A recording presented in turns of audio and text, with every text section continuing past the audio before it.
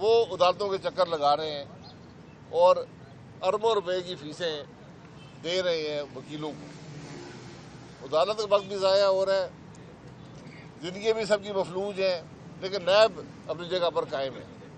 तो मैं और जब ये केस दूसरे अफसर देखते हैं, दूसरे इन्वेस्टर मुल्क में देखते हैं, कोई पैसा यहाँ इन्वेस्ट नहीं करता। इस बात का एहसास है किसी को? इस बात का एहसास है नैब को?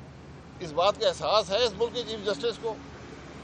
अगर सुओ मोटो आपने नोटिस किसी चीज़ का लेना है तो इस तमाशे का लें जो नैब की अदालतों में लगा हुआ है, जिसने कर दिया है। इसका एहसास नहीं है चीफ जस्टिस साहब को। मैं यही बात करता हूँ कि आज जो निज़ाम है ये इसके अंदर मुल्क नहीं चल पाएगा। ये जो हम जिसको अकाउंटेबिलिटी कहते हैं, जिसने कोई अकाउंटेबिलिटी 24 साल में एक सियासतदान को नैब नहीं पकड़ सकी है। तो हिसाब दे, जरा नैब भी हिसाब दे कि तुमने क्या किया है 24 साल में। किया ये है कि जो आदमी हाउसिंग कॉलोनी बनाता है उसको बुलाकर पैसे पकड़ लेते हैं और 6-8 महीने बाद केस खत्म कर देते हैं।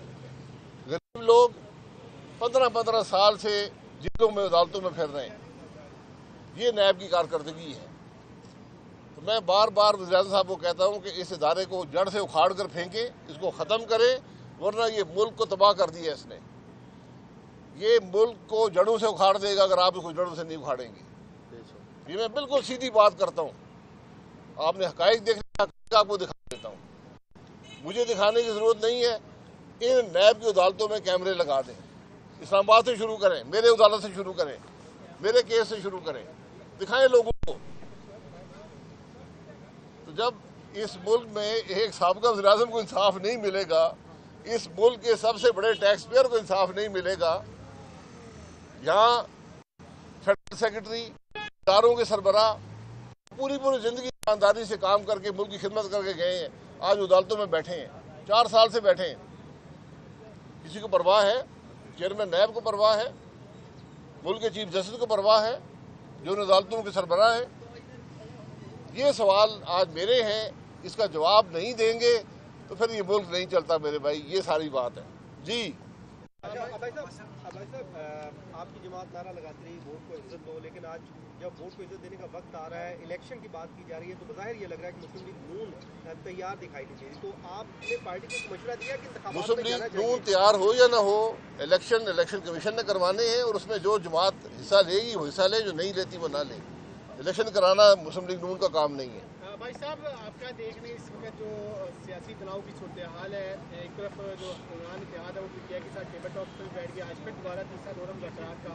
समझते हैं ये मुज़ाकरात किसी अच्छे काम की तरफ जाएंगे या फिर कोई इलेक्शन इस साल होता? आप देख रहे हैं इलेक्शन भी डिले। मैं बार बार कहता हूँ 2 दफ़ा इत्तेफाक हुआ है पीटीआई के साथ मुज़ाकरात करने का और दोनों दफ़ा बदनीयती पर मुज़ाकरात किए हैं। जिस बात में आपकी नीयत ही ठीक ना हो, मुज़ाकरात किस बात के कर रहे हैं?